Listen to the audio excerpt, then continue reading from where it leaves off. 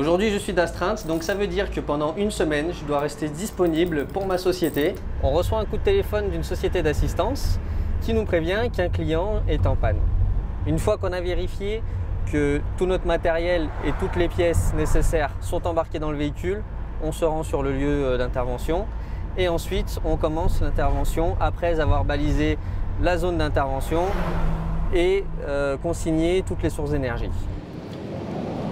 On a beaucoup de clients qui travaillent en dehors de nos horaires d'ouverture et en dehors de ces horaires d'ouverture, donc la nuit par exemple, on peut être appelé pour faire un dépannage. Quand on a un véhicule qui a 22 tonnes de viande qui est chargé et qui doit livrer, eh ben, on n'a pas le droit à l'erreur, il faut intervenir très rapidement et le client ne peut pas se permettre de ne pas livrer son client. Nous avons plusieurs branches qui peuvent venir chez nous. Nous avons les bacs pro, donc, qui est électromécanicien, mécanicien, électricien, des dieselistes qui peuvent venir chez nous.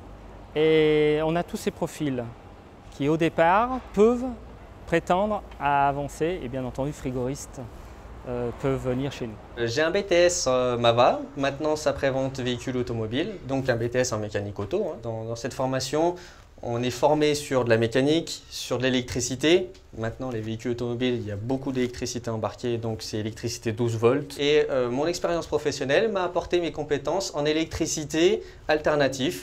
Et j'ai eu une formation pour résoudre mes lacunes en partie frigo.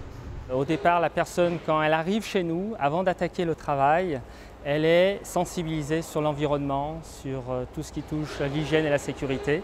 On a des bacs pour l'électronique de récupération. Nous avons des bacs pour récupérer les ferrailles, des batteries.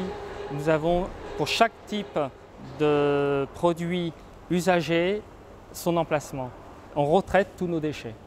Ce métier pourrait être apprécié pour plusieurs raisons. Déjà parce qu'il est complet, qu'on ne s'ennuie jamais. Comme aujourd'hui j'ai une panne électrique, demain je vais avoir une panne mécanique ou alors une panne sur une partie frigorifique. Donc on ne voit jamais la même chose finalement.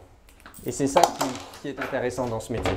C'est un métier très porteur. Nous avons continuellement besoin de jeunes parce que les jeunes chez nous, ça bouge.